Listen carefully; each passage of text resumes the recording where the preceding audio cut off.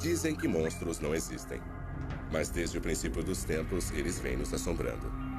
Criaturas imensas e aterrorizantes. Poderia haver alguma verdade por trás dessas lendas? Um grupo real de caçadores de monstros está decidido a descobrir, em uma busca que os levará às profundezas do desconhecido.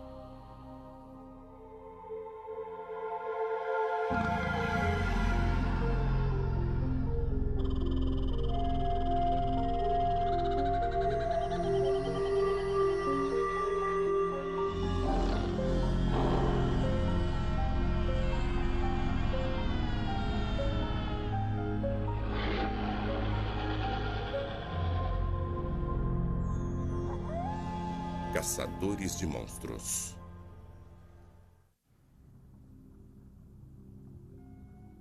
Desde que qualquer um consegue se lembrar, tem existido histórias sobre uma cobra gigantesca com a cabeça parecida com a de um cavalo, serpenteando nas águas costeiras da Colômbia Britânica. Durante séculos, essa serpente apareceu na mitologia dos nativos norte-americanos, em pinturas rupestres e nas laterais das canoas baleeiras. Os pioneiros a batizaram de Cadborossauro, devido à baía onde acreditam que ela vive, perto de Victoria, a capital da província. Mas a maioria dos canadenses considerava isso um mito. Até que um dia, em 1937, uma estação baleeira do norte foi palco de uma descoberta incrível. O que parecia ser uma versão mais jovem desta criatura foi retirada da barriga de uma baleia. Isso foi considerado uma prova conclusiva para muitos, até que a carcaça desapareceu sem deixar vestígios. Os cientistas Ed Bosfield e Paul LeBlanc vêm perseguindo o Cadborossauro há 30 anos. Agora, com a ajuda do criptozoólogo Jason Walton, a equipe está tentando reunir provas concretas da existência da criatura. E como ele é, mais ou menos? Mais ou menos deste tamanho. Quase todos os dias, Jason acorda às 4h30 da manhã para iniciar uma vigília matutina na praia. Ele conversou com muitas pessoas que sabem que o Cadborossauro realmente existe. Ele só precisa de imagens para provar isso.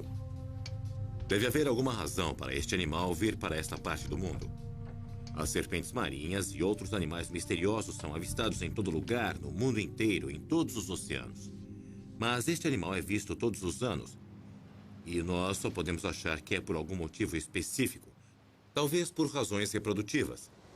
E se não fosse o fato de que centenas de pessoas viram exatamente a mesma coisa, isso provavelmente não faria o menor sentido, mas isso é que nos motiva a continuar. O Cadborossauro já foi visto no sul até São Francisco e ao norte até o Alasca. Mas todos os anos é aqui que acontecem as aparições mais frequentes, em Deep Cove, perto de Victoria. A espantosa consistência dos relatos, de donas de casa a pilotos comerciais, é o que traz Paul LeBlanc e Ed Bosfield de volta para cá todos os anos. Como vai você? Deep Cove é uma enseada bastante profunda. E algumas observações sugerem que as fêmeas vêm até as praias aqui e têm os seus filhotes no período noturno, à noite. Então esperamos que alguém consiga, pelo menos, capturar uma espécime bebê que consiga apanhar um, de fato, para que nós possamos passar para o segundo estágio de conhecimento. De conhecimento que precisamos para convencer todos os nossos colegas cientistas de sua existência. Bom, o Cad ainda está no campo da criptozoologia. Quer dizer, ele encontra-se no estágio em que já foi visto, observado, mas ainda não foi capturado. Então, não temos nenhum espécime em laboratório. Diferente da maioria dos seus colegas, Bosfield e LeBlanc estão tão convencidos da existência da criatura que tentaram até classificá-la como uma nova espécie de réptil marinho. Eles acreditam que a agora esquecida carcaça de Naden Harbor em 1937 era um espécime verdadeiro, infelizmente desprezado pelo Museu da Província e perdido para sempre. Mas ainda há testemunhas vivas e que se recordam. Ed e Jason fazem uma visita à casa de Jim Wakeling, um funcionário da estação baleeira onde a criatura foi descoberta dentro da baleia. Eu não sei o que era, mas com certeza não era um peixe. E não era um filhote morto de baleia, isso eu sei. Não tenho dúvida.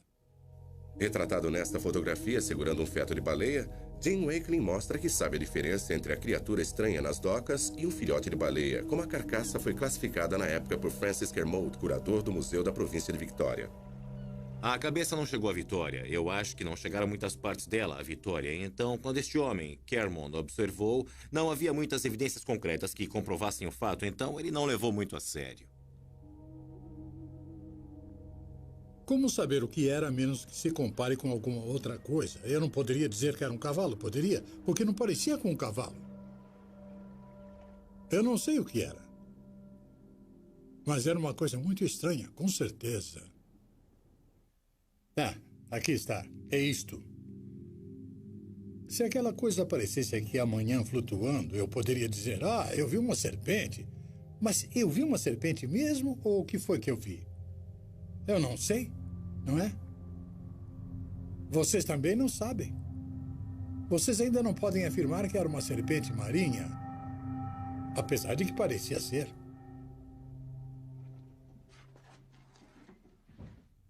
Então, preferimos pensar que em algum lugar por aqui alguém tem um crânio de uma serpente marinha empoeirando no fundo de um armário no porão e que um dia podemos encontrá-lo.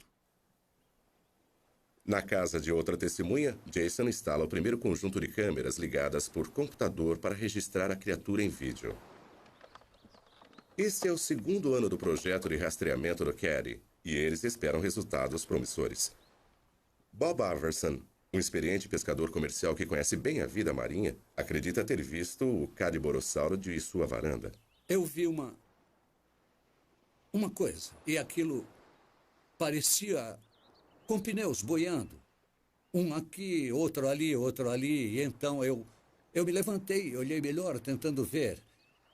Aí avistei novamente entre aqui e aquela boina verde, o que é uma boa distância. São uns 15 minutos remando para chegar até lá, e estava se movimentando rápido. E aí ele se virou e voltou.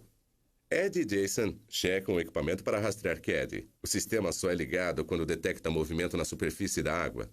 No ano passado, ele revelou alguns intrigantes registros em vídeo de uma criatura nadando através da baía, movendo-se furtivamente em linha reta, ocasionalmente levantando a cabeça para fora d'água. Não parecia se mover como uma foca ou uma baleia.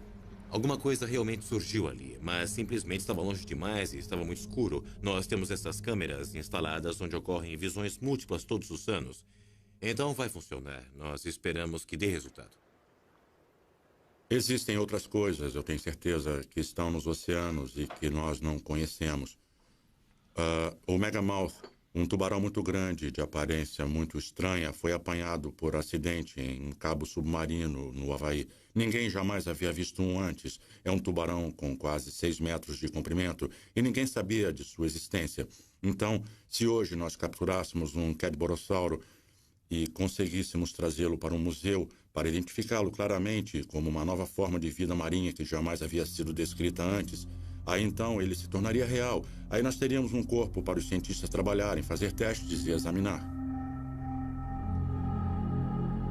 A apenas 2 horas da ilha de Victoria, os cientistas descobriram alguns dos fósseis mais bem preservados de répteis marinhos já encontrados. Jason está investigando esses ossos antigos para determinar uma possível ligação com o Cadiborossauro. Répteis marinhos com 15 metros, como este Elasmossauro, costumava habitar as águas profundas da ilha de Vancouver há 80 milhões de anos. Seria possível que algum tenha sobrevivido até hoje? Você acha que existe alguma característica física comum entre este indivíduo e estes ossos aqui? Bom, os dois têm um corpo longo e esguio. Este parecia possuir uma cauda bastante longa, bem parecida com a deste outro aqui. Certo. Mas nesta fotografia, bem na ponta da cauda, parece haver uma barbatana bifurcada, como a que nós encontramos na cauda de uma lagosta. Acha que pode ser uma criatura viva, natural, ou considera que... Acredito. Eu acho que isto é a carcaça de algum animal. Acho que quando existem 2 zoólogos marinhos que afirmam que aqui existem evidências suficientes para continuar investigando, isso devem mesmo, eu acho que eles devem continuar investigando. Enquanto isso, as aparições continuam acontecendo. Recentemente, um experiente piloto comercial em um voo rotineiro de instrução avistou um Cadiborossauro nas águas de Deep Cove. Era um voo de treinamento, então o objetivo deste exercício era fazer repetidas decolagens e amaragens. E então nós pousamos bem ao lado daquele objeto na água, que por acaso era o Cadiborossauro. Nós dois olhamos, porque havia 2 pilotos no avião, Então, nós olhamos um para o outro e dissemos ao mesmo tempo: eu acho que é melhor não encontrar ninguém, porque era como se fosse o Pé Grande ou o monstro de Loch Ness, entende? Uma criatura mítica, e conseguimos vê-lo.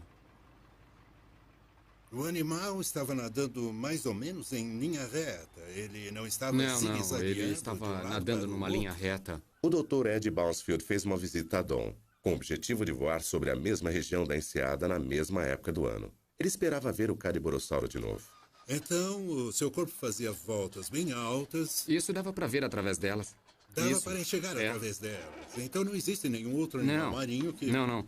Com certeza nenhum deles poderia... Não poderia ser uma foca, ou um golfinho, ou nenhum outro. Eu os vejo o tempo todo, e quando eles saltam, eles espirram água e desaparecem. A essa altitude, não é fácil avistar até mesmo um monstro marinho com tamanho entre 9 e 20 metros. Na verdade, Dawn pensou ter confundido a criatura com um tronco flutuante. Mas quando ele começou a se movimentar, estava nadando mais rápido que o avião. Foi naquela ilha ali em frente que nós vimos o Caddy. Nós pousamos mais a oeste dela, bem ao lado do Caddy. Então, Ed avista alguma coisa misteriosa. Eu acho que vi um tronco flutuando mais ali à frente. Não, mas para... Está quase aqui na frente. Tem um tronco flutuando na superfície, perto da praia. Ok, vamos dar uma olhada. Poderia ser um tronco imenso. Poderia ser alguma outra coisa. Mas quando eles fazem a volta para observar melhor, não encontram nenhum vestígio. Bom, tem uma foca ali na água. Você tá vendo a foca? Estou sim, mas o tronco era um pouco maior do que ela. Só que ele não está em lugar nenhum. É. Bom, eu vi um tronco ali embaixo, 2 pedaços do tronco. E quando nós fizemos a volta e retornamos, o tronco tinha sumido. Aqui estou eu com uma câmera e não tirei nenhuma foto do tal tronco. Isso acontece nas melhores famílias. Durante os meses de maio e junho, a alta estação para as aparições, Jason viajará por toda a Victória para divulgar a criatura, pendurando cartazes e incentivando as testemunhas a dar depoimentos. Temos que manter nossos olhos bem abertos, porque estas criaturas aparecem depressa e depois desaparecem. Você pode estar olhando alguma outra coisa ou passeando com um equipamento fotográfico e aí, de repente, lá está ela. Mas o melhor é manter os olhos na água. Se você prestar atenção, pode conseguir fotografar o Caddy. Os cartazes estão espalhados. O equipamento fotográfico está instalado. E agora Jason acredita que é só uma questão de tempo e de sorte. Até que eles tenham um encontro genuíno com o Cadiborossauro. O encontro documentado que transformará o mito em realidade. Até lá, ele ainda pode ser encontrado nas primeiras horas da manhã vasculhando as praias, observando as frias águas esverdeadas da ilha de Vancouver.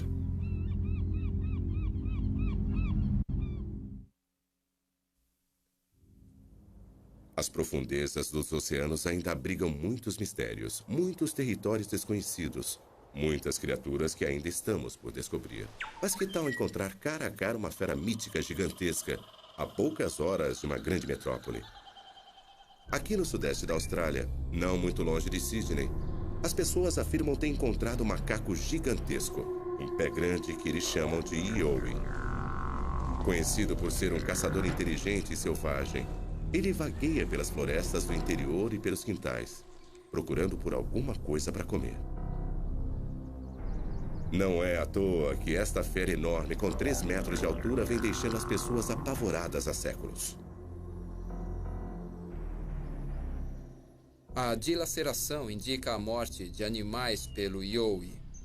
Decapitação, o pescoço quebrado, desmembramento do corpo. Todas essas coisas não me deixam muito tranquilo. Me disseram que podia ser um canguru, um wallaby, um wombat, qualquer coisa, mas o que eu ouvi ali na floresta foi uma coisa que nunca tinha ouvido antes e eu não conseguiria descrever aquele rugido para mais ninguém. Era muito ameaçador, era muito selvagem e era dirigido contra mim. Aquilo fez o cabelo da minha nuca ficar literalmente em pé. Eu fico todo arrepiado toda vez que eu penso naquilo. Para os aborígenes, esse homem peludo e assustador já estava aqui nessas terras antigas quando eles chegaram. Os primeiros moradores da Austrália ouviram falar nessas lendas e logo as histórias de pessoas que atiravam no homem-macaco encheram as páginas dos jornais. Até hoje, em algumas áreas rurais, o Yoi continua sendo uma aterrorizante fera noturna, uma criatura feroz que mata brutalmente e sem hesitação. O barulho das pegadas parecia de gente, só que maiores, como se colocasse os pés no chão com muito cuidado, e dava para ouvir os galhos quebrando, os arbustos se mexendo, cedendo com o peso dele. O Yoi ficou na minha frente. Ele tinha 1,80 m e estava de pé no mato. Ele atravessou o arbusto e rugiu na minha cara. Depois ele saiu correndo pela floresta numa velocidade incrível, arrastando tudo pelo caminho como um trator enlouquecido. Acho que esta é a melhor maneira de descrevê-lo. Ele arrancava tudo pelo caminho e rugia. Dean Harrison e a equipe australiana de pesquisa de hominídeos estão em uma missão. Trabalhando frequentemente na escuridão total, eles estão utilizando sofisticados equipamentos de visão noturna e de rastreamento para localizar o Yoi. Eles afirmam que estão fazendo um intrincado jogo de esconde-esconde com a criatura. Ex-fisiculturista e fã de Elvis, Dean é um homem determinado, liderando sua própria equipe de combatentes.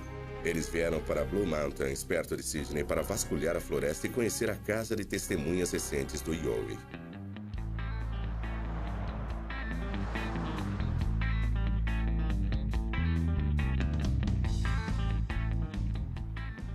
Nós temos mais evidências que sugerem que a criatura existe.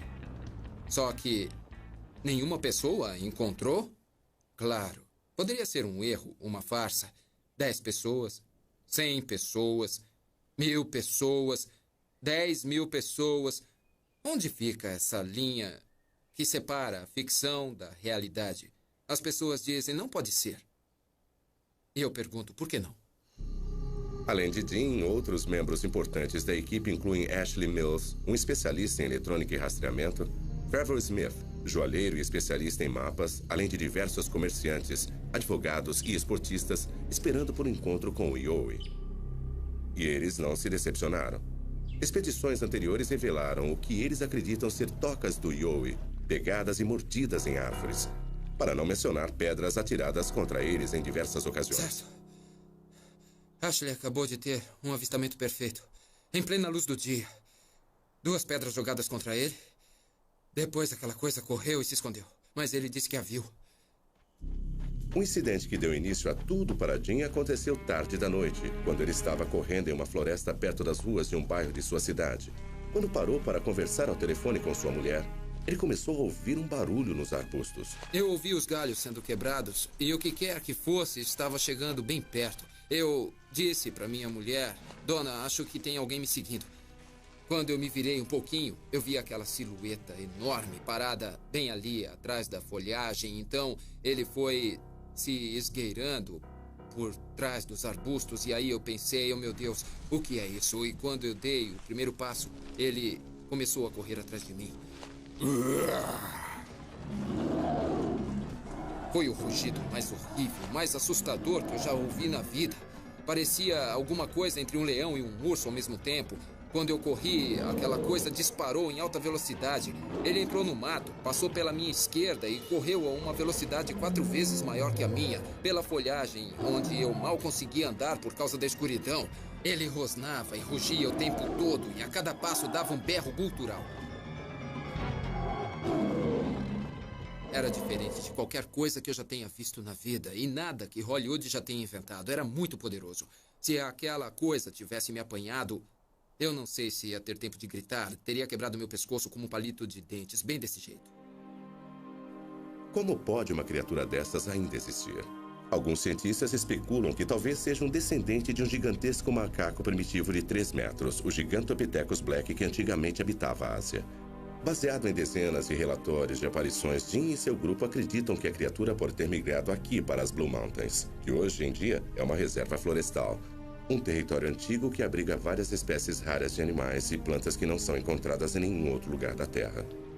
Nos Estados Unidos, eu até acredito que algumas pessoas podem ver ursos e confundi-los com o pé grande. Mas na Austrália não existe quase nada com o tamanho, peso e aparência geral do Yoi.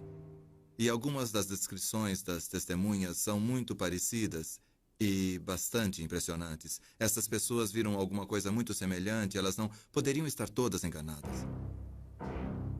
De volta à sua base, Dean e a equipe preparam um equipamento de vigilância para instalá-lo na casa de uma das testemunhas. Nós fomos chamados no país inteiro por causa do Yowie e estamos tendo sorte suficiente para estar em uma posição que nos permite tentar ajudar essas pessoas. Existe alguma coisa por aí, pelo que nos contaram, que anda roubando as iscas dos baldes. Vamos registrar tudo em vídeo. Jerry O'Connor chamou a equipe depois de diversos encontros dramáticos com Yowie. Agora, câmeras infravermelhas vão determinar exatamente o que está roubando o conteúdo dos baldes de iscas de Jerry. Ontem à noite, eu deixei isto aqui e não mexi mais. O encontro aconteceu de madrugada. Jerry foi acordado por barulhos do lado de fora de sua janela. Quando ele se levantou para verificar, não conseguiu acreditar em seus olhos. Eu saí na manhã seguinte, depois de ver aquela silhueta passar. E eu fiquei no lugar e eu tenho 1,90 m. E calculo que a cabeça dele, quando passou, batia mais ou menos aqui. Então ele parecia ter uns 2,5 m. Conforme a equipe instala diversas câmeras infravermelhas e fios em torno do perímetro do local, Dean verifica uma outra área ali perto, mostrando um dos sinais inconfundíveis do Yowie, as marcas de mordidas. Esta é a maior das mordidas em árvores que encontramos. Isso aqui é incrível, Jerry, mas é uma coisa bem característica das Blue Mountains. O que nós temos aqui são marcas muito, muito claras de caninos neste lugar. Tá vendo? Dean e os outros especialistas acreditam que o animal morde as árvores para ter acesso às larvas ou lagartas dentro da polpa sob a casca. Tá legal, pessoal. Algum de vocês pode virar a luz aqui para as câmeras para ver se elas estão funcionando ou não? Claro, aguenta aí. Quando o trabalho no sistema de vigilância em torno da casa está quase completo, a equipe de pesquisa de hominídeos recebe outra chamada. A apenas 1,5 km dali fica uma rua que teve mais aparições do que gostaria. Existe uma rua em particular nesta cidade onde moram 60 pessoas. As 60 pessoas naquela rua já encontraram a mesma criatura nos últimos 15 anos. A equipe chega à casa de Neil Black, um professor local que afirma que ele e sua família têm um Yowie morando no pântano no quintal de sua casa. E mais, que eles o têm alimentado. Nós descobrimos que, deixando comida para ele e depois saindo para procurá-lo, que ele gostava disso. E nós chegamos à conclusão que talvez este Yowie fosse um filhote muito jovem e gostava da brincadeira. E todas as sextas à noite, depois do trabalho e antecipando o fim de semana, nós perseguimos esta criatura pela floresta com vizinhos e correndo atrás dele durante horas. Então nós chegamos à conclusão que sua brincadeira preferida era o esconde-esconde. Encontros passados indicam que o Yowie é atraído pelo cheiro de comida. Então eles decidem deixar lá fora algumas linguiças recém-cozidas para atrair a fera. O equipamento de vigilância está instalado em uma barraca ali perto.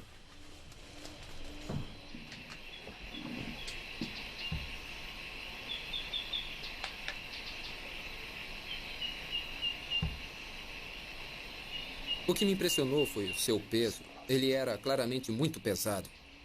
Também era claramente muito forte e muito rápido. Acho que foi isso que me impressionou tanto. Não parecia uma pessoa, não existe forma de descrevê-lo. Depois de ouvi-lo, qualquer pessoa que tenha ouvido vai dizer isso não é normal.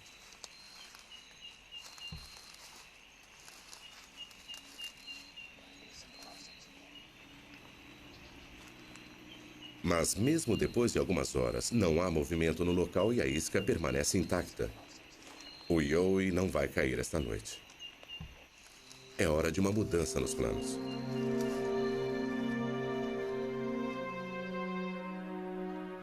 No dia seguinte, indiferente ao resultado negativo, a equipe de pesquisa de hominídeos continua partindo por uma trilha através de uma floresta infestada de cobras e sanguessugas. Pode ser perigoso, mas o próprio Dean já teve um encontro com o Yowie aqui antes. Vamos tentar encontrar alguma pista. Dean, quanto falta ainda? Este sinal é muito animador. Folhagens recém-quebradas como esta significam que tem alguma coisa bem grande aqui na área, que está se movimentando, e isso ainda está bem fresco, então eu acho que estamos no caminho. Eu estive aqui há 2 anos. A quantidade de ação que nós temos por aqui não perde para nenhuma outra área que já estivemos na Austrália. Isso. Mantenha o passo. Não façam barulho. Direto ali, pelo outro lado, fica a trilha por onde ele vem. A equipe vai acampar nesta plataforma rochosa, vasculhando a escuridão em uma vigília durante toda a noite para capturar a fera. Uma vez nós fizemos barulho. E ele veio por trás, mas parou onde estava. Fez toda a volta e nos rodeou ali pelo outro lado das árvores. Ele nos seguiu a noite inteira daquela vez. Ficou com a gente de 6 a 8 horas.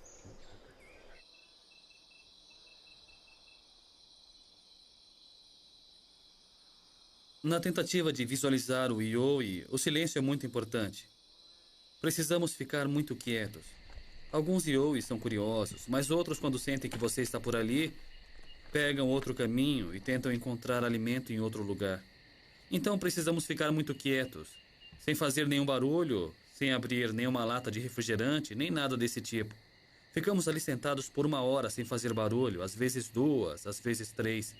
Mas depois que ele já está por perto e sabe que você está por ali, se você fizer qualquer barulhinho, aí então começa a diversão.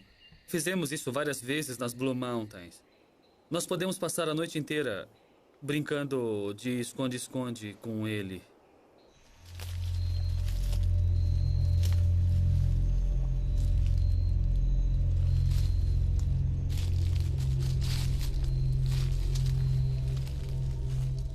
O Ioi é muito inteligente. Ele aprende as coisas. Ele sabe onde estão as ferramentas, onde estão as armas.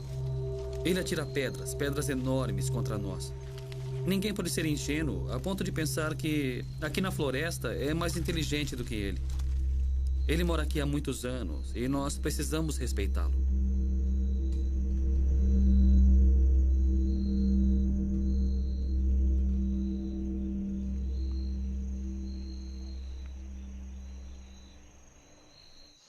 Nós já tivemos registros aqui, aqui e aqui. Então, eu sugiro que Trevor e Mike podem ir por este lado aqui. Eu e Ash vamos seguir essa trilha até aqui embaixo, mas se alguém perceber alguma coisa, avise pelo rádio. Em que canal? 23. Façam contato a cada meia hora. Então, combinado. A cada meia hora. O grupo se divide. Cada homem tomando uma trilha diferente através da floresta, esperando encontrar o Ioi desprevenido. O medo pode dominar uma pessoa. Sabendo que essa criatura está por aqui, vendo seus rastros e o ouvindo, quem sabe vendo o Ioi, é assustador.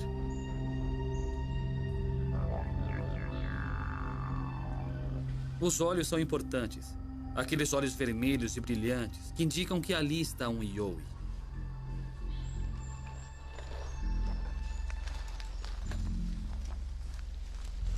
Pelas experiências passadas, esta é a trilha que ele sempre utiliza. E a primeira coisa que você ouve são os galhos quebrando lá no fundo do vale. Depois você ouve alguns passos e então vem aquela corrida trovejante subindo a encosta do vale. Parece um elefante com 2 pernas pisoteando e quebrando tudo em seu caminho. E correndo pelo mato aqui ao longo das beiradas ali, direto para cima de nós.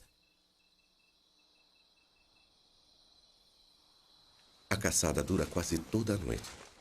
E várias vezes escutam-se barulhos altos na floresta. Mas no final, continuam sem ver o Ioi, sem filmá-lo. E ele continua arisco como sempre. O Ioi é um mestre em seu próprio habitat. Sua habilidade em esconder-se é o segredo da sua sobrevivência. O fato dele ter sobrevivido durante tantos anos apenas com avistamentos rápidos somente prova o tamanho da sua inteligência. Ele é um grande predador e eu posso afirmar que ele é inteligente. Ele é ardiloso. Nós já o vimos nos espreitando atrás das árvores. Ele pensa. E pensa de verdade. As suas ações são todas deliberadas.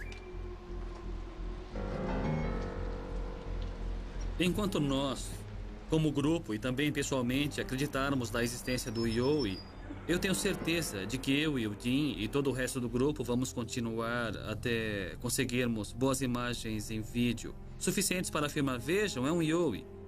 Então, Os céticos vão aparecer, aí vamos mostrar mais filmes e afirmar: olha aqui, continuam aparecendo, está tudo aqui em vídeo. Por que não acreditam em nós? Quando ele estiver numa jaula ou morto numa mesa de laboratório, só aí as pessoas vão acreditar. Mas nós não queremos chegar a esse ponto.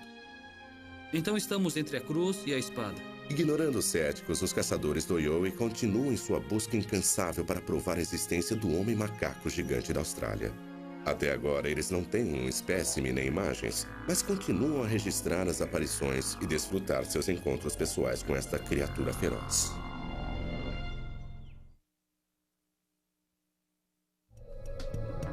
Os monstros aparecem sob diversas formas. Alguns, como Yowie, começaram como uma lenda e permanecem no campo da criptozoologia. Outros, como o tigre da Tasmânia, claramente já existiram, até seu desaparecimento da face da Terra. Desapareceram mesmo? Eu avistei aquele animal estranho a uns 400 metros de distância. Lembrava um cachorro em sua aparência, mas não era cachorro nenhum. Ninguém pode jamais afirmar quando o último indivíduo de uma espécie está extinto. Eu acho que o tigre da Tasmânia ainda está por aí porque há relatos demais sobre ele para que se possa ignorá-lo.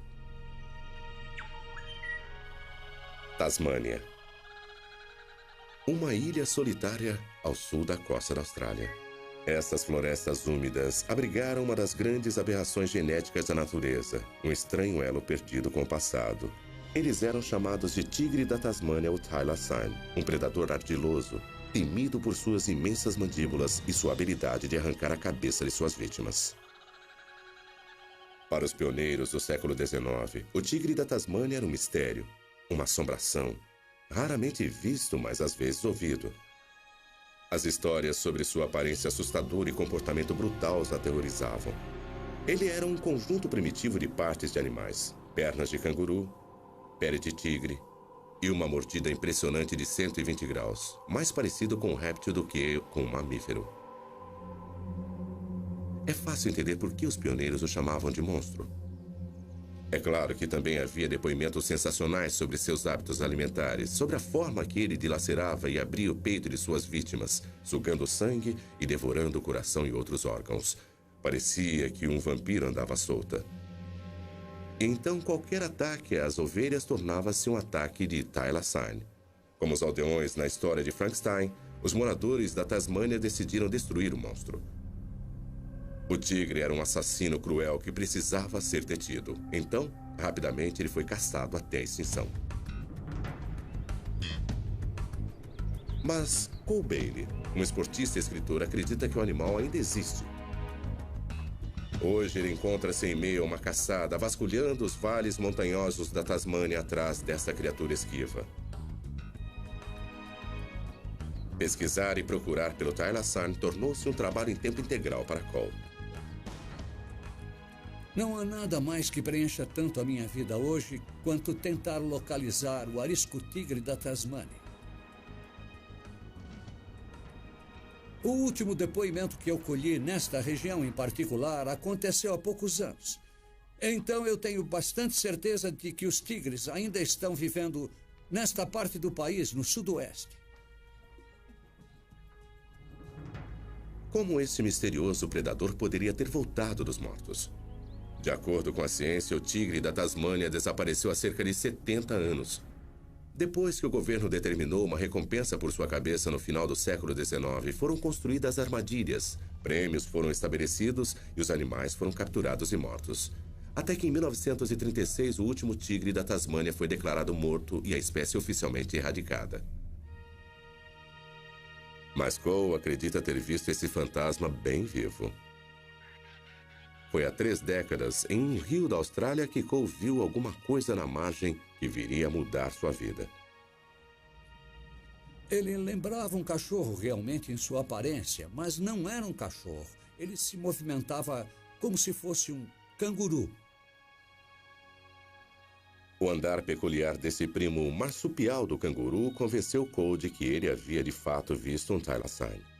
Ele seguiu as pegadas em terra, mas perdeu sua trilha entre dezenas de outras variedades.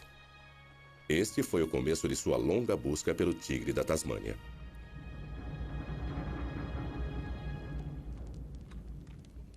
Quase 20 anos depois, Em um acampamento rotineiro na floresta, ele teve um outro encontro.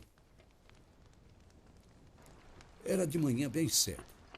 E do nada começou aquele misterioso yip, yip, yip, como um cachorro fox terrier, um yip, yip agudo e quase imediatamente um eco. Assim. Fiquei fascinado. Era exatamente assim que um velho aborígene havia me contado que o tigre da Tasmânia fazia. E eu sabia, no fundo, que o tigre estava ali e senti muita satisfação em ouvir aquilo. Hoje em dia, Cole vai diversas vezes por semana para o interior em busca do misterioso thylacine. Andar nas florestas da Tasmânia pode ser perigoso. Cole encontra um dos répteis mais venenosos e agressivos do mundo, a cobra-tigre. Para não falar das gigantescas sanguessugas e os arbustos densos e afiados. Isso aqui é bem difícil. São muitas subidas e depois as descidas na volta, e é perigoso nos dois sentidos. Ao longo deste corredor, aconteceram diversas aparições do carnívoro lendário em anos recentes. Lenhadores e mineiros prestaram depoimentos.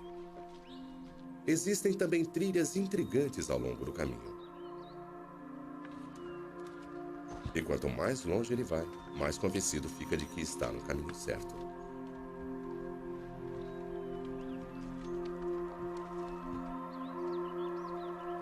Recentemente, a busca de Cole levou centenas de metros montanha acima até um grupo de cavernas escondidas onde ele acredita que o tigre passa as noites. Eu cheguei tão perto que podia sentir seu cheiro numa manhã e fiquei a 1 minuto do tigre. Ele é muito ardiloso, é muito arisco. Esse animal nos coloca onde ele quer e ele é muito esquivo. Mas as pessoas simplesmente não estão fazendo a relação com o tigre. Eles podem vê-lo, outras pessoas podem vê-lo, mas quem o vê não estava esperando encontrar com ele. Então, leva um grande choque durante alguns segundos. Mas eu e outras pessoas que vêm para a floresta procurar pelo tigre jamais conseguimos encontrá-lo. Mas vemos muitos sinais e isso me convence de que minha busca não é em vão. É uma questão de perseverança e um dia, talvez, a sorte fique do meu lado.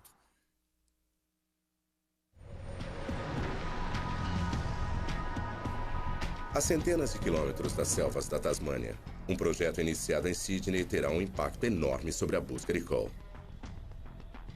Lembrando o enredo de Parque dos Dinossauros, uma experiência de clonagem está sendo desenvolvida. Se o thylacine está realmente extinto, então o Museu Australiano pretende trazê-lo de volta à vida. Nós descobrimos um filhote de thylacine preservado em formol. Um animal que todos pensávamos e aceitávamos estar extinto desde 1936.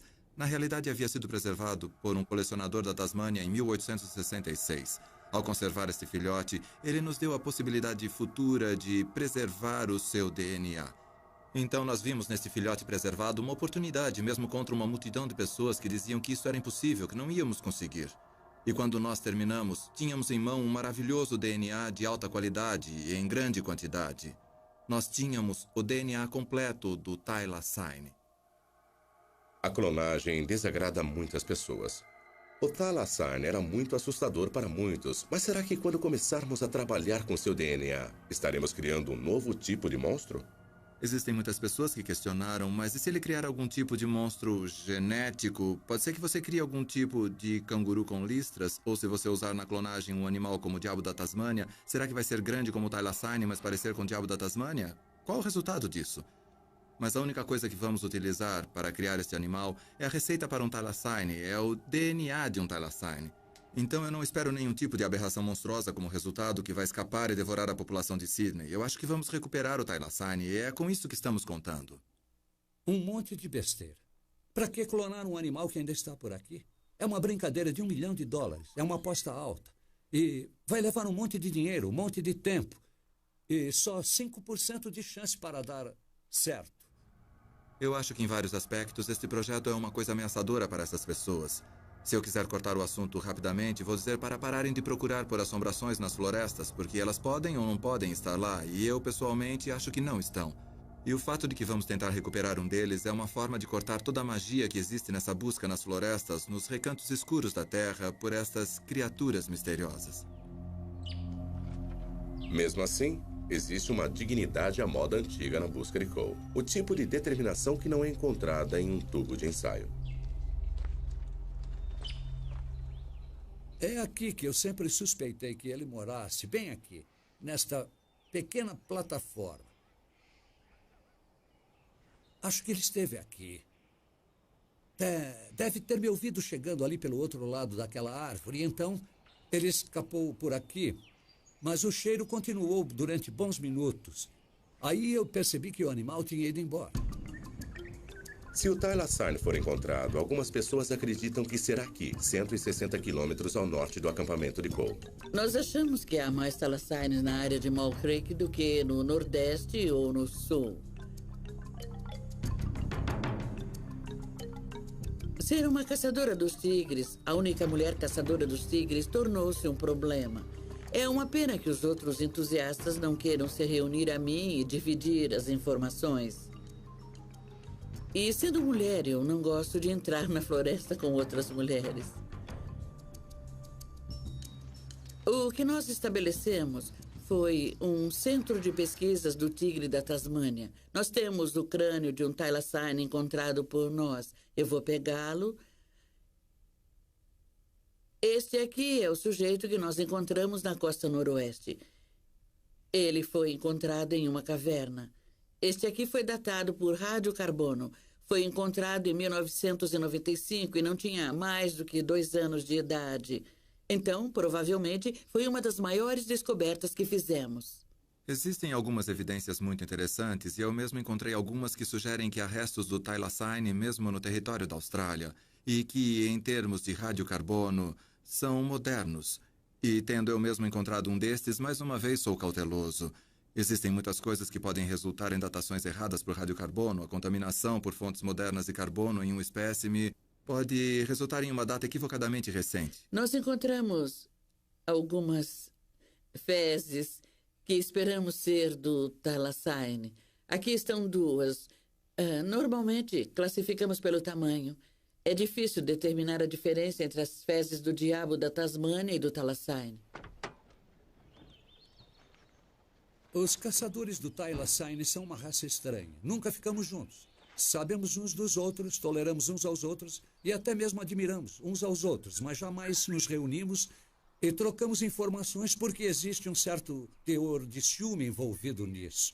E cada um de nós tem seus próprios métodos e segredos. Mais um fato estranho mantém os caçadores como Cole nessa busca. Apesar de estar oficialmente extinto, o tigre da Tasmânia permanece protegido como espécie ameaçada, fazendo com que muitas pessoas especulem que sua verdadeira história permanece em segredo. Há menos de 20 anos, 2 homens foram processados por tentar capturar um animal que oficialmente estava extinto. Foi uma situação ridícula, então o governo deve saber bem mais do que quer demonstrar. Existem alguns religiosos fundamentalistas que dizem que isto é brincar de Deus quando interferimos no curso das coisas e que isso é uma coisa horrível de se fazer. Minha resposta a estas pessoas é muito simples. Eu acho que nós brincamos de Deus quando exterminamos o animal. Foi aí que nosso comportamento foi inapropriado. Se havia uma época para censurar as atividades, foi aquela.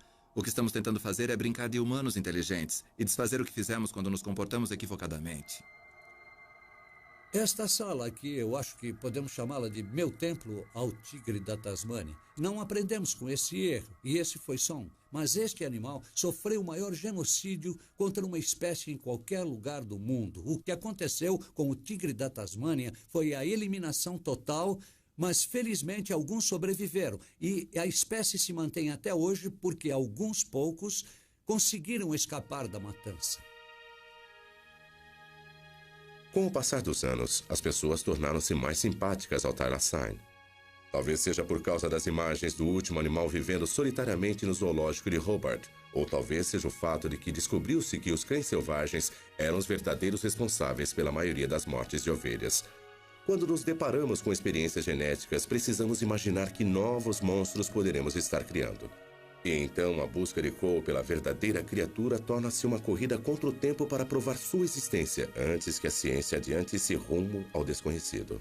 Este último animal, este último representante da espécie, de seu gênero, de uma família de marsupiais únicos, Foi tratado com desrespeito, foi tratado com desprezo e partiu silenciosamente, sem um ganido, e desapareceu antes que as pessoas entendessem o que estava acontecendo. Compreender isso me revolta como biólogo.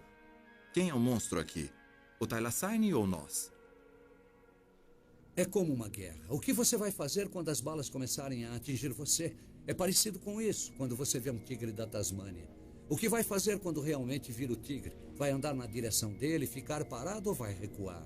Enfrentei essa questão e sonhei com ela muitas vezes. Eu acordava e lá estava o tigre, mas era só um sonho. O Thylacine sairá dos nossos sonhos e voltará para o nosso mundo? Ele já estaria aqui. Nosso planeta fica cada vez menor, mas ainda existe tanta coisa sobre ele que ainda não conhecemos. Tantos reinos inexplorados, tantas criaturas fantásticas que ainda não foram descobertas. Alguns recantos sombrios foram povoados com mitos e demônios, os temores obscuros da nossa imaginação. Ainda assim, quem pode afirmar que em alguns deles, os mitos não podem ser reais?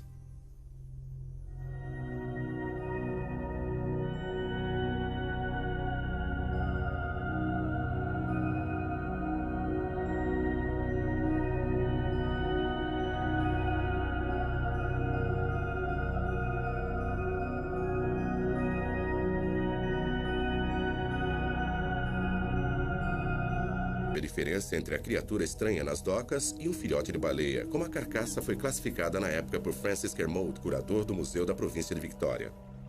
A cabeça não chegou à Vitória. Eu acho que não chegaram muitas partes dela à Vitória. Então, quando este homem, Kermode, observou, não havia muitas evidências concretas que comprovassem o fato, então ele não levou muito a sério.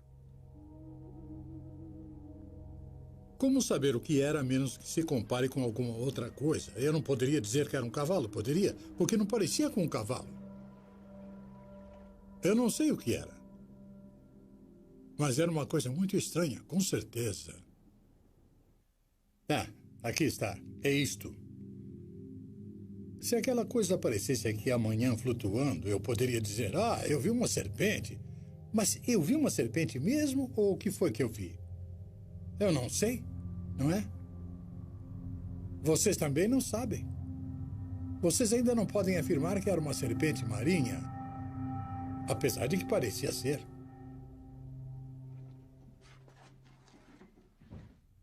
Então preferimos pensar que em algum lugar por aqui alguém tem um crânio de uma serpente marinha empoeirando no fundo de um armário no porão e que um dia podemos encontrá-lo. Na casa de outra testemunha, Jason instala o primeiro conjunto de câmeras ligadas por computador para registrar a criatura em vídeo. Este é o segundo ano do projeto de rastreamento do Caddy, e eles esperam resultados promissores. Bob Iverson, um experiente pescador comercial que conhece bem a vida marinha, acredita ter visto o Cadiborossauro de sua varanda. Eu vi uma coisa, e aquilo parecia com pneus boiando. Um aqui, outro ali, e então eu me levantei, olhei melhor, tentando ver.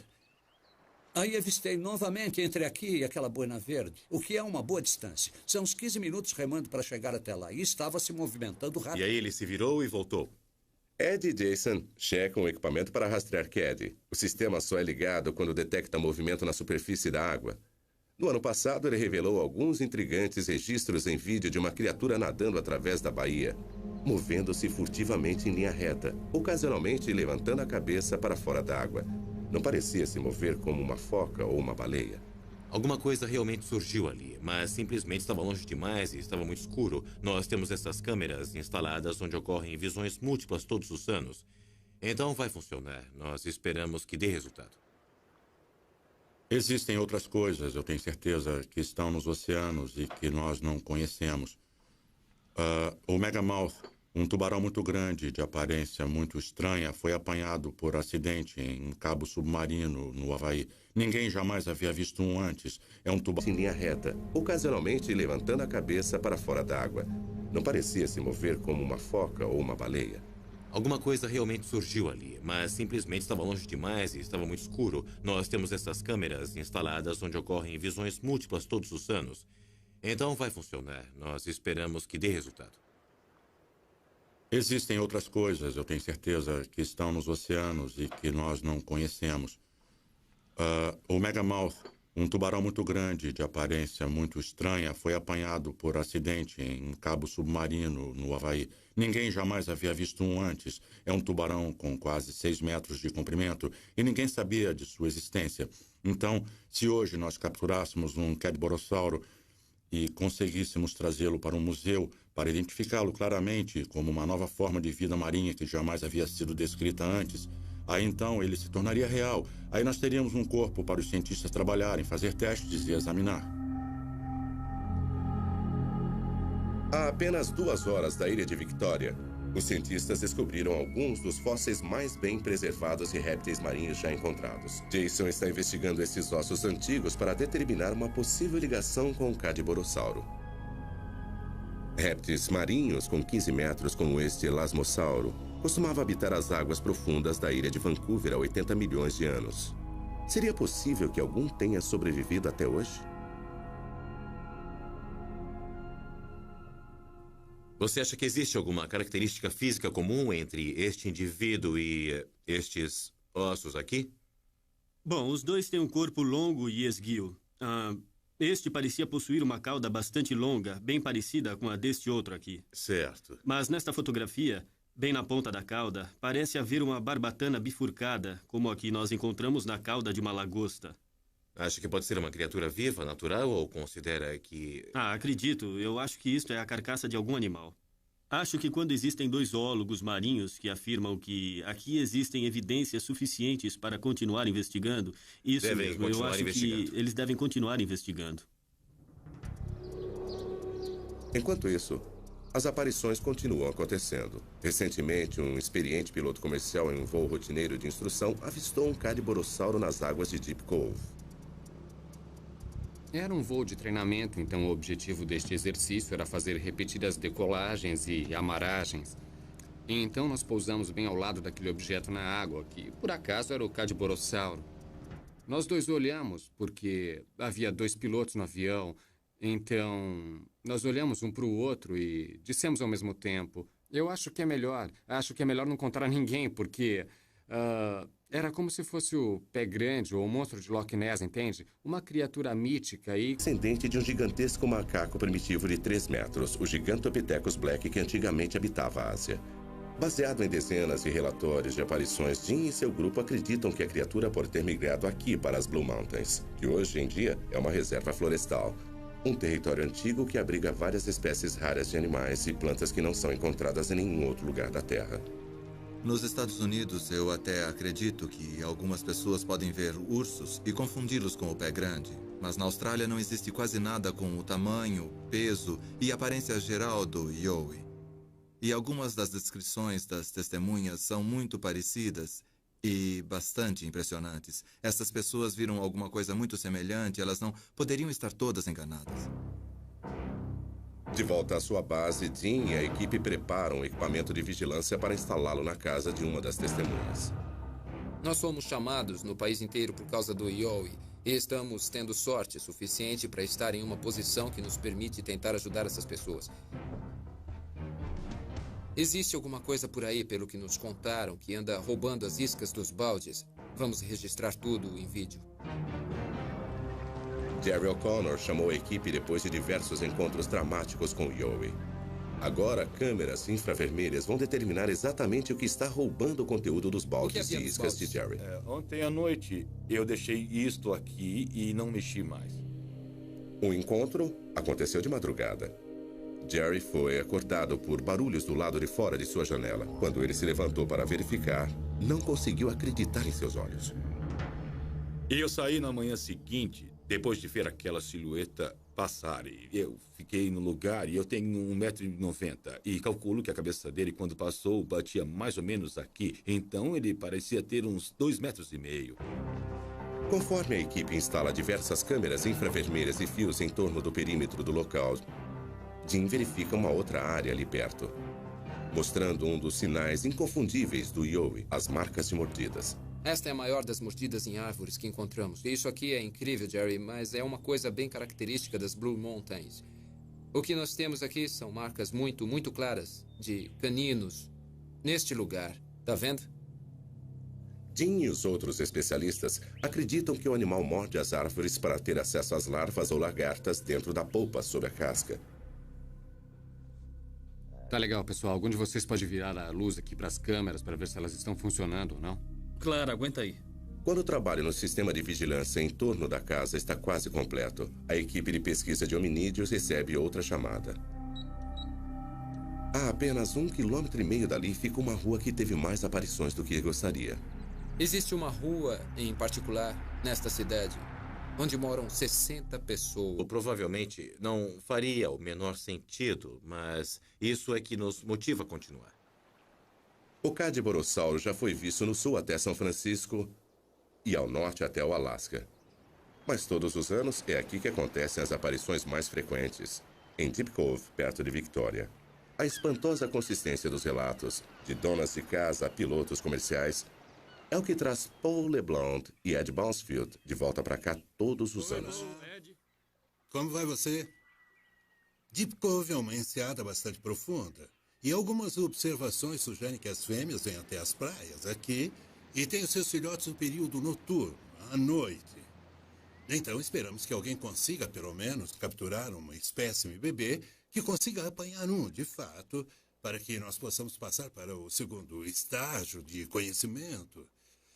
De conhecimento que precisamos para convencer todos os nossos colegas cientistas de sua existência. Bom, o Cad ainda está no campo da criptozoologia. Quer dizer, ele encontra-se no estágio em que já foi visto, observado, mas ainda não foi capturado. Então, não temos nenhum espécime em laboratório. Diferente da maioria dos seus colegas, Bousfield e LeBlanc estão tão convencidos da existência da criatura que tentaram até classificá-la como uma nova espécie de réptil marinho.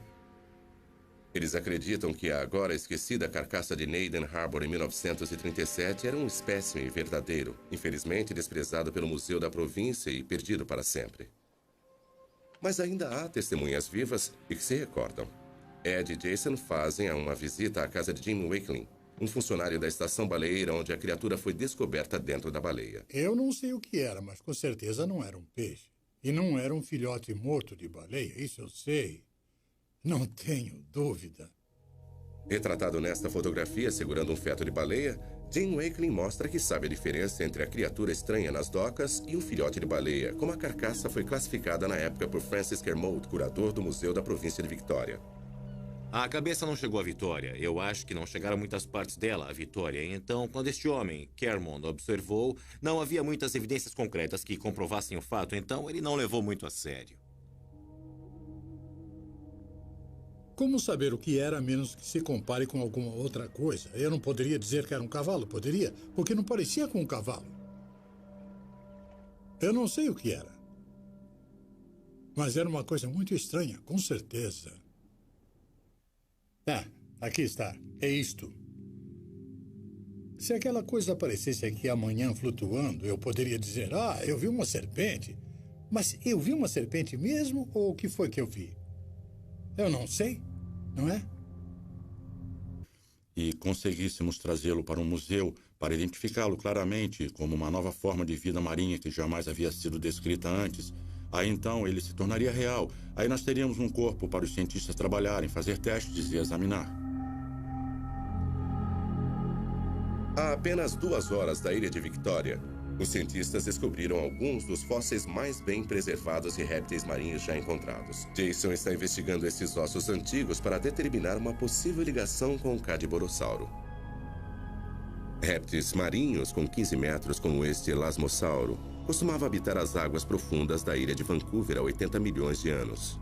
Seria possível que algum tenha sobrevivido até hoje?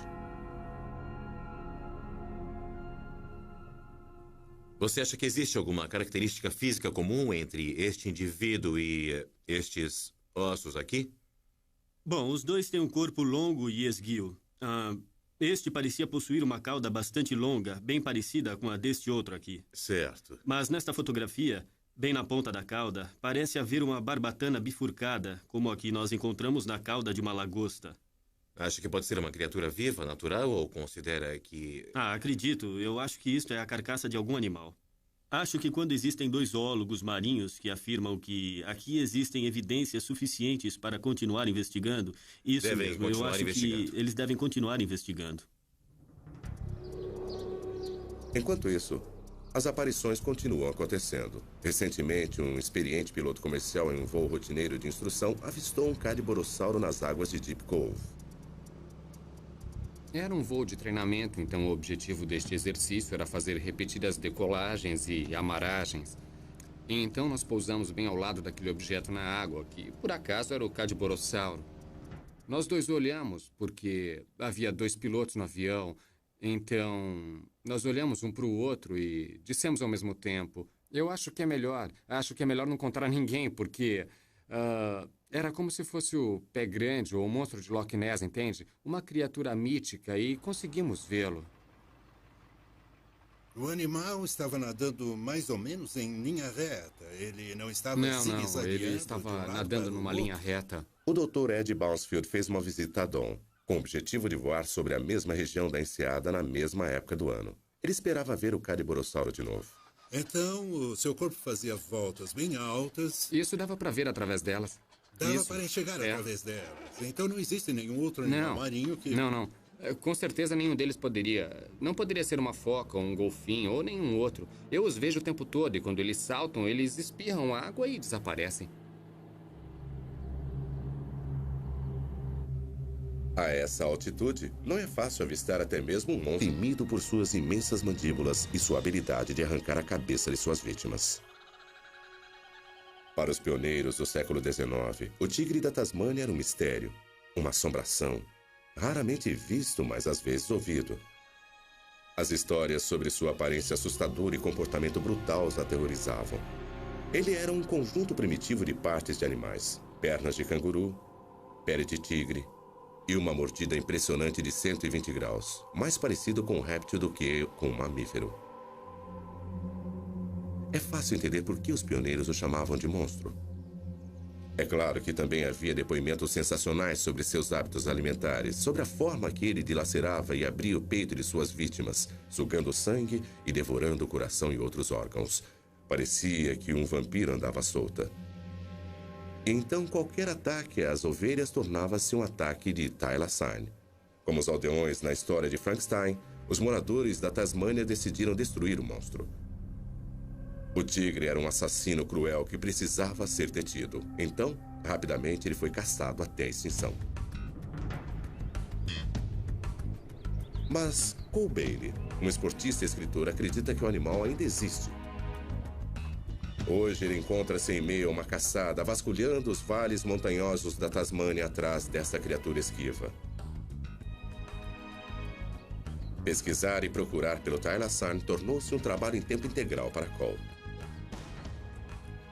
Não há nada mais que preencha tanto a minha vida hoje quanto tentar localizar o arisco-tigre da Tasmânia. O último depoimento que eu colhi nesta região em particular aconteceu há poucos anos. Então eu tenho bastante certeza de que os tigres ainda estão vivendo nesta parte do país, no sudoeste. Como esse misterioso predador poderia ter voltado dos mortos? De acordo com a ciência, o tigre da Tasmânia desapareceu há cerca de 70 anos. Depois que o governo determinou uma recompensa por sua cabeça no final do século XIX, foram construídas armadilhas, prêmios foram estabelecidos e os animais foram capturados e mortos. Até que em 1936, o último tigre da Tasmânia foi declarado morto e a espécie oficialmente erradicada. Mas Cole acredita ter visto esse fantasma bem vivo. Foi há 3 décadas, em um rio da Austrália, que Cole viu alguma coisa na margem que viria a mudar sua vida. Ele lembrava um cachorro realmente em sua aparência, mas não era um cachorro. Ele se movimentava como se fosse um canguru. O andar peculiar desse primo marsupial do canguru convenceu Cole de que ele havia de fato visto, até classificá-la como uma nova espécie de réptil marinho. Eles acreditam que a agora esquecida carcaça de Naden Harbor em 1937 era um espécime verdadeiro, infelizmente desprezado pelo Museu da Província e perdido para sempre. Mas ainda há testemunhas vivas e que se recordam. Ed e Jason fazem uma visita à casa de Jim Wakeling, um funcionário da estação baleeira onde a criatura foi descoberta dentro da baleia. Eu não sei o que era, mas com certeza não era um peixe. E não era um filhote morto de baleia, isso eu sei. Não tenho dúvida. Retratado nesta fotografia segurando um feto de baleia, Jim Wakeling mostra que sabe a diferença entre a criatura estranha nas docas e um filhote de baleia, como a carcaça foi classificada na época por Francis Kermode, curador do Museu da Província de Victoria. A cabeça não chegou à Vitória. Eu acho que não chegaram muitas partes dela à Vitória. Então, quando este homem, Kermode, observou, não havia muitas evidências concretas que comprovassem o fato, então ele não levou muito a sério. Como saber o que era a menos que se compare com alguma outra coisa? Eu não poderia dizer que era um cavalo, poderia? Porque não parecia com um cavalo. Eu não sei o que era. Mas era uma coisa muito estranha, com certeza. Ah, aqui está. É isto. Se aquela coisa aparecesse aqui amanhã flutuando, eu poderia dizer, eu vi uma serpente. Mas eu vi uma serpente mesmo ou o que foi que eu vi? Eu não sei, não é? Vocês também não sabem. Vocês ainda não podem afirmar que era uma serpente marinha, apesar de que parecia ser.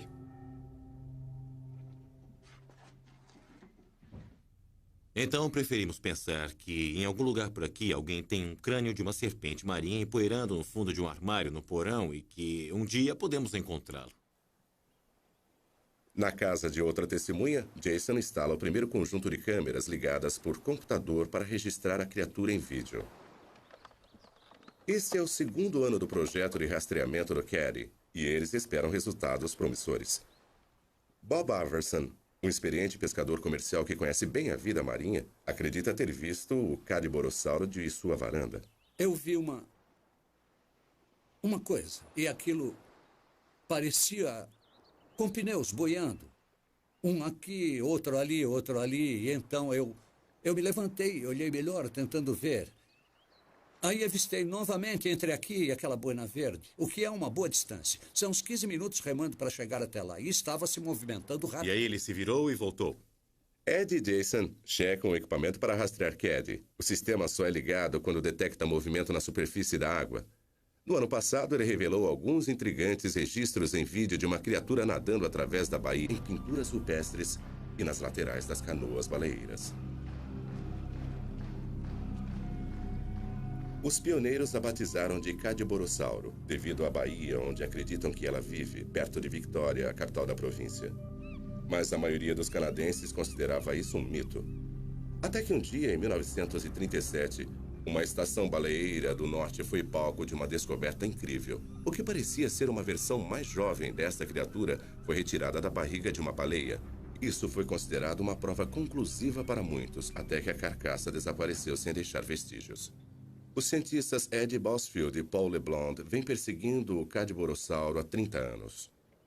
Agora, com a ajuda do criptozoólogo Jason Walton, a equipe está tentando reunir provas concretas da existência da criatura. E como ele é, mais ou menos? Mais ou menos deste tamanho. Quase todos os dias, Jason acorda às 4:30 da manhã para iniciar uma vigília matutina na praia. Ele conversou com muitas pessoas que sabem que o Cadiborossauro realmente existe. Ele só precisa de imagens para provar isso. Deve haver alguma razão para este animal vir para esta parte do mundo. As serpentes marinhas e outros animais misteriosos são avistados em todo lugar, no mundo inteiro, em todos os oceanos. Mas este animal é visto todos os anos. E nós só podemos achar que é por algum motivo específico. Talvez por razões reprodutivas. E se não fosse o fato de que centenas de pessoas viram exatamente a mesma coisa, isso provavelmente não faria o menor sentido, mas isso é que nos motiva a continuar. O Cadiborossauro já foi visto no sul até São Francisco e ao norte até o Alasca. Mas todos os anos é aqui que acontecem as aparições mais frequentes, em Deep Cove, perto de Victoria. A espantosa consistência dos relatos, de donas de casa a pilotos comerciais, é o que traz Paul LeBlanc e Ed Bosfield de volta para cá todos os anos. Como vai você? Deep Cove é uma enseada bastante profunda. E algumas observações sugerem que as fêmeas vêm até as praias aqui e têm os seus filhotes no período noturno, à noite. Então esperamos que alguém consiga, pelo menos, capturar uma espécime bebê que consiga apanhar um, de fato, para que nós possamos passar para o segundo estágio de conhecimento.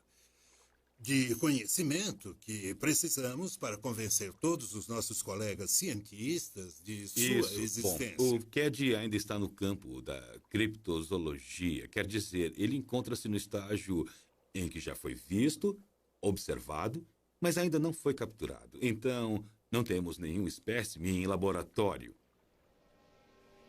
Diferente da maioria dos seus colegas, Bausfield e LeBlond estão tão convencidos da existência da criatura que tentaram até classificá-la como uma nova... Centro de pesquisas do tigre da Tasmânia. Nós temos o crânio de um thylacine encontrado por nós. Eu vou pegá-lo. Este aqui é o sujeito que nós encontramos na costa noroeste. Ele foi encontrado em uma caverna. Este aqui foi datado por radiocarbono. Foi encontrado em 1995 e não tinha mais do que 2 anos de idade. Então, provavelmente, foi uma das maiores descobertas que fizemos. Existem algumas evidências muito interessantes e eu mesmo encontrei algumas que sugerem que há restos do thylacine mesmo no território da Austrália e que, em termos de radiocarbono, são modernos. E tendo eu mesmo encontrado um destes, mais uma vez sou cauteloso. Existem muitas coisas que podem resultar em datações erradas por radiocarbono. A contaminação por fontes modernas de carbono em um espécime pode resultar em uma data equivocadamente recente. Nós encontramos algumas fezes que esperamos ser do thylacine. Aqui estão 2. Normalmente, classificamos pelo tamanho. É difícil determinar a diferença entre as fezes do diabo da Tasmânia e do thylacine. Os caçadores do thylacine são uma raça estranha. Nunca ficamos juntos. Sabemos uns dos outros, toleramos uns aos outros e até mesmo admiramos uns aos outros, mas jamais nos reunimos e trocamos informações porque existe um certo teor de ciúme envolvido nisso. E cada um de nós tem seus próprios métodos e segredos. Mais um fato estranho mantém os caçadores como Cole nessa busca. Apesar de estar oficialmente extinto, o tigre da Tasmânia permanece protegido como espécie ameaçada, fazendo com que muitas pessoas especulem que sua verdadeira história permanece em segredo. Há menos de 20 anos, 2 homens foram processados por tentar capturar um animal que oficialmente estava extinto. Foi uma situação ridícula, então o governo deve saber bem mais do que quer demonstrar. Existem alguns religiosos fundamentalistas que dizem que isso é brincar de Deus quando interferimos no curso das coisas e que isso é uma coisa horrível de se fazer. Minha resposta a estas pessoas é muito simples. Eu acho que nós brincamos de Deus quando exterminamos o animal. Foi aí que nosso comportamento foi inapropriado. Se havia uma época para censurar as atividades, foi aquela. O que estamos tentando fazer é brincar de humanos inteligentes e desfazer o que fizemos quando nos comportamos equivocadamente. Esta sala aqui, eu acho que podemos chamá-la de meu templo ao tigre da Tasmânia. Não aprendemos com esse erro, e esse foi só um. Mas este animal sofreu o maior genocídio contra uma espécie em qualquer lugar do mundo. O que aconteceu com o tigre da Tasmânia foi a eliminação total, mas felizmente alguns sobreviveram. E a espécie se mantém até hoje porque alguns poucos conseguiram escapar da matança. Observado, mas ainda não foi capturado. Então, não temos nenhum espécime em laboratório. Diferente da maioria dos seus colegas, Bausfield e LeBlond estão tão convencidos da existência da criatura que tentaram até classificá-la como uma nova espécie de réptil marinho. Eles acreditam que a agora esquecida carcaça de Naden Harbor em 1937 era um espécime verdadeiro, infelizmente desprezado pelo Museu da Província e perdido para sempre. Mas ainda há testemunhas vivas e que se recordam. Ed e Jason fazem uma visita à casa de Jim Wakeling, um funcionário da estação baleeira onde a criatura foi descoberta dentro da baleia. Eu não sei o que era, mas com certeza não era um peixe. E não era um filhote morto de baleia, isso eu sei. Não tenho dúvida. Retratado nesta fotografia segurando um feto de baleia, Jim Wakeling mostra que sabe a diferença entre a criatura estranha nas docas e um filhote de baleia, como a carcaça foi classificada na época por Francis Kermode, curador do Museu da Província de Victoria. A cabeça não chegou à Vitória. Eu acho que não chegaram muitas partes dela à Vitória. Então, quando este homem, Kermode, observou, não havia muitas evidências concretas que comprovassem o fato, então ele não levou muito a sério. Como saber o que era a menos que se compare com alguma outra coisa? Eu não poderia dizer que era um cavalo, poderia? Porque não parecia com um cavalo. Eu não sei o que era. Mas era uma coisa muito estranha, com certeza. Ah, aqui está. É isto. Se aquela coisa aparecesse aqui amanhã flutuando, eu poderia dizer, eu vi uma serpente. Mas eu vi uma serpente mesmo ou o que foi que eu vi? Eu não sei, não é? Vocês também não sabem. Vocês ainda não podem afirmar que era uma serpente marinha, apesar de que parecia ser.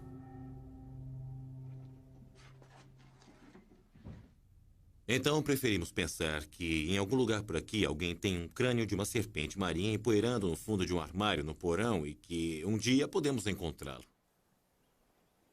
Na casa de outra testemunha, Jason instala o primeiro conjunto de câmeras ligadas por computador para registrar a criatura em vídeo. Esse é o segundo ano do projeto de rastreamento do Caddy, e eles esperam resultados promissores. Bob Arverson, um experiente pescador comercial que conhece bem a vida marinha, acredita ter visto o cadiborossauro de sua varanda. Eu vi uma coisa, e aquilo parecia com pneus boiando. Um aqui, outro ali, e então eu me levantei, olhei melhor, tentando ver. Aí avistei novamente entre aqui e aquela boina verde, o que é uma boa distância. São uns 15 minutos remando para chegar até lá, e estava se movimentando rápido. E aí ele sabe que vai escapar e devorar a população de Sydney. Eu acho que vamos recuperar o Thylacine, e é com isso que estamos contando. Um monte de besteira. Para que clonar um animal que ainda está por aqui? É uma brincadeira de $1 milhão. É uma aposta alta. E vai levar um monte de dinheiro, um monte de tempo. E só 5% de chance para dar certo. Eu acho que em vários aspectos este projeto é uma coisa ameaçadora para essas pessoas. Se eu quiser cortar o assunto rapidamente, vou dizer para pararem de procurar por assombrações nas florestas, porque elas podem ou não podem estar lá, e eu pessoalmente acho que não estão. E o fato de que vamos tentar recuperar um deles é uma forma de cortar toda a magia que existe nessa busca nas florestas, nos recantos escuros da Terra, por estas criaturas misteriosas. Mesmo assim, existe uma dignidade à moda antiga na busca de Cole. O tipo de determinação que não é encontrada em um tubo de ensaio. É aqui que eu sempre suspeitei que ele morasse, bem aqui, nesta pequena plataforma. Acho que ele esteve aqui. Deve ter me ouvido chegando ali pelo outro lado daquela árvore, e então ele escapou por aqui. Mas o cheiro continuou durante bons minutos. Aí eu percebi que o animal tinha ido embora. Se o Thylacine for encontrado, algumas pessoas acreditam que será aqui, 160 quilômetros ao norte do acampamento de Cole. Nós achamos que há mais Thylacines na área de Mole Creek do que no Nordeste ou no Sul. Ser uma caçadora dos tigres, a única mulher caçadora dos tigres, tornou-se um problema. É uma pena que os outros entusiastas não queiram se reunir a mim e dividir as informações. E sendo mulher, eu não gosto de entrar na floresta com outras mulheres. O que nós estabelecemos foi um centro de pesquisas do tigre da Tasmânia. Nós temos o crânio de um Thylacine encontrado por nós. Eu vou pegá-lo. Este aqui é o sujeito que nós encontramos na costa noroeste. Ele foi encontrado em uma caverna. Este aqui foi datado por radiocarbono. Foi encontrado em 1995 e não tinha mais do que 2 anos de idade. Então, provavelmente, foi uma das maiores descobertas que fizemos. Existem algumas evidências muito interessantes e eu mesmo encontrei algumas que sugerem que há restos do Thylacine mesmo no território da Austrália e que, em termos de radiocarbono, são modernos. E tendo eu mesmo encontrado um destes, mais uma vez sou cauteloso. Existem muitas coisas que podem resultar em datações erradas por radiocarbono. A contaminação por fontes modernas de carbono em um espécime pode resultar em uma data equivocadamente recente. Nós encontramos algumas